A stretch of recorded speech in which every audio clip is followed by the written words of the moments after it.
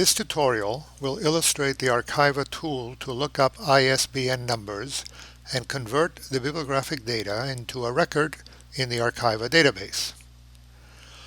Open Archiva and select the tool labeled Look Up ISBN Numbers. Numbers can be pasted from online sources.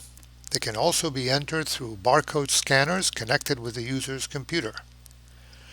Multiple numbers can be searched simultaneously.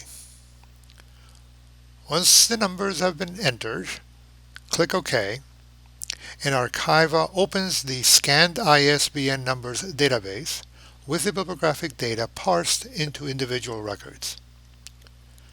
These records can be copied to the user's ISBN database.